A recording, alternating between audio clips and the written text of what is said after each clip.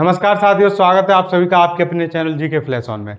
CTET KVS D triple S B ये मैंने भले ही लिख रखा है, लेकिन आज की वीडियो सिर्फ और सिर्फ सीटेट वालों के लिए है।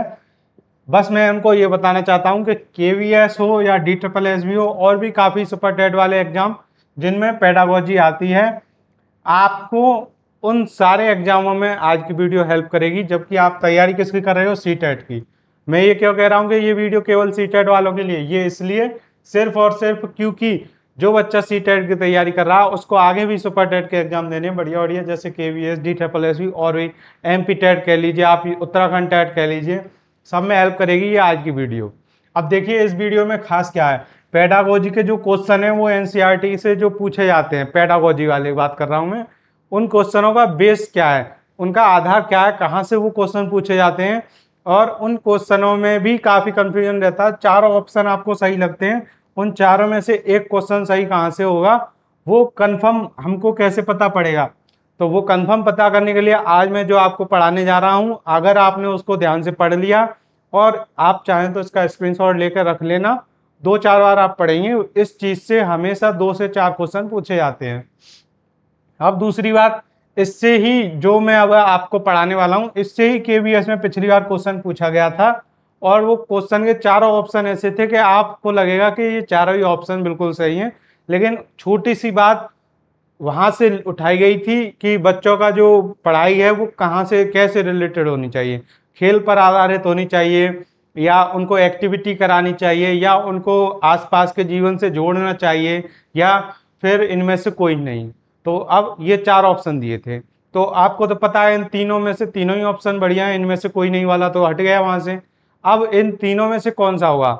एक्टिविटी करवाना, यानी कि ये भी बहुत अच्छा ऑप्शन है, उनका क्रियात्मक वो करेंगे, खुद से करके देखेंगे तब भी सीखेंगे। दूसरी बात, खेल पर आधारित, खेल पर भी बच्चे बहुत अच्छे से सीखते हैं, लेकिन इसका सही आंसर होगा आसपास के जो उनका जीवन है उससे संबंधित पढ़ाकर। क्यों? क्योंकि ये सीधे सीधे एक लाइन एनसीईआरटी में लिखी हुई है। अब मैं आपको वही पढ़ाने जा रहा हूँ, ज़्यादा टाइम ना वेस्ट करते हुए स्टार्ट करते हैं। अब आप देख सकते हैं ये स्क्रीन पर, थोड़ा बहुत आप पढ़ने की कोशिश कीजिए, फिर मैं पढ़ाता हूँ।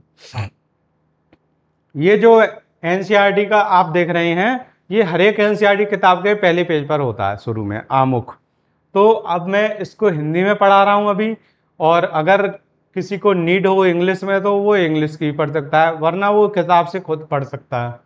बस इसमें जो बेस है वो मैं आपको बता रहा हूँ इम्पोर्टेंट क्या है। देखिए, राष्ट्रीय पाठ्यचर्या की रूपरेखा 2005 सुझाती है कि बच्चों के स्कूली जीवन को बाहर के जीवन से जोड़ा जाना चाहिए। ये जो पहली लाइन है, इसी लाइन पर केवीएस में 2023 वाली वैकेंसी में क्वेश्चन आया था, और सीटेट में हर बार इससे क्वेश्चन आते हैं, सिर्फ इसी एक पेज से। यह सिद्धांत किताबी ज्ञान की उस विरासत के विपरीत है जिसके प्रभाववश हमारी व्यवस्था आज तक विद्यालय और घर के बीच अंतराल बनाए हुए है।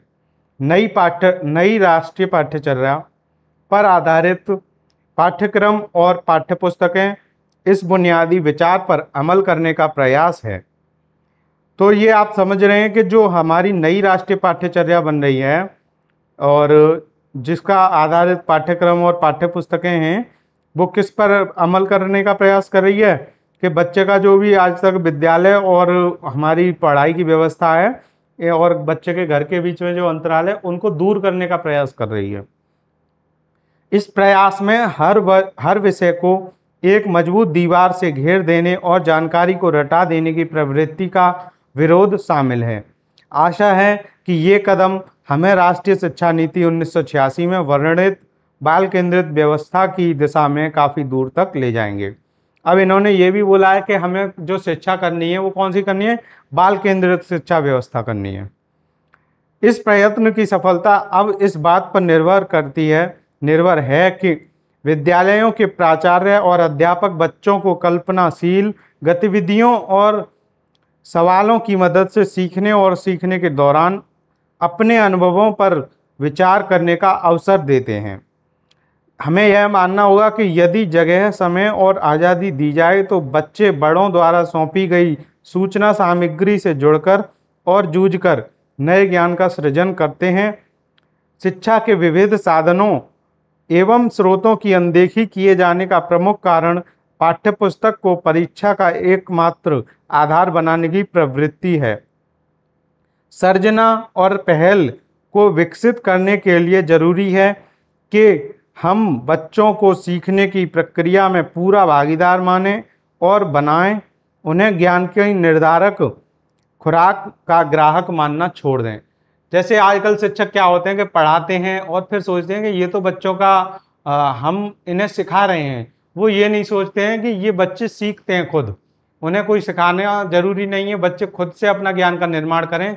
ये हमारी एनसीईआरटी की जो आपकी एनसीएफ 2005 है वो उस पर बेस्ड है। अब जो एनसीएफ 2022 आया है वो भी इसी पर बेस्ड है, और एनईपी 2020 भी इसी बात को काफ़ी अब डिटेल में बात की गई है।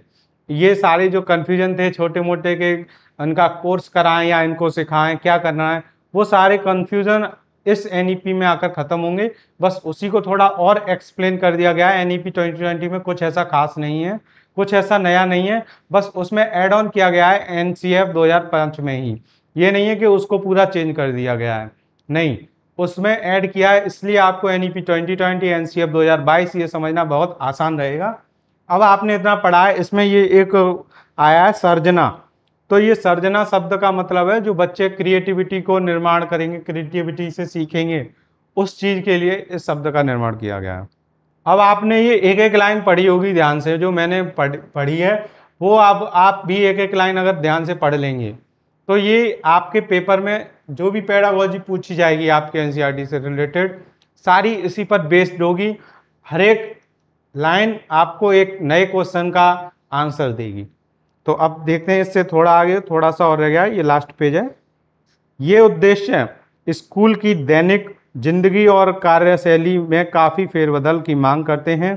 दैनिक समय सारणी में लचीलापन उतना ही जरूरी है जितनी वार्षिक कैलेंडर के अमल में चुस्ती, जिससे शिक्षण के लिए नियत दिनों की संख्या हकीकत बन सके। शिक्षण और मूल्यांकन की विधियां भी इस बात को तय करेंगी कि यह पाठ्यपुस्तक विद्यालय में बच्चों के जीवन को मानसिक दबाव तथा बोरियत की जगह खुशी का अनुभव बनाने में कितनी प्रभावी सिद्ध होती है। बोझ की समस्या से निपटने के लिए पाठ्यक्रम निर्माताओं ने विभिन्न चरणों में ज्ञान का पुनर्निर्धारण करते समय बच्चों के मनोविज्ञान एवं अध्यापन के लिए उपलब्ध समय का ध्यान रखने की पहले से अधिक सचेत कोशिश की है। इस कोशिश को और गहराने के यत्न में यह पाठ्यपुस्तक सोच विचार और विस्मय, छोटे समूहों में विचार विमर्श और ऐसी गतिविधियों को प्राथमिकता देती है जिन्हें करने के लिए व्यावहारिक अनुभवों की आवश्यकता होती है। तो ये सारे अगर आप पॉइंट एक बार में मेरे मुंह से सुन लिया आपने, थोड़ा बहुत समझे होंगे, लेकिन जब आप खुद से पढ़ेंगे इसको 4-5 बार, हर एक शब्द का अर्थ समझेंगे, तब आपको ये पूरी पेडागोजी 90% समझ में आ जाएगी। 10% जो बची होगी उसके लिए आप हेल्प ले सकते हैं। आगे की वीडियो देखते रहना, जुड़े रहना। तब तक के लिए मैं आपको बस इतना बता रहा हूँ, इसको आप स्क्रीनशॉट जरूर ले लें और 2-4 बार पढ़ें कम से कम, और फिर देखें आपको कितनी पेडागोजी समझ में आने लगी है। मिलते हैं आपसे जल्दी नेक्स्ट वीडियो में, तब तक के लिए धन्यवाद, थैंक यू।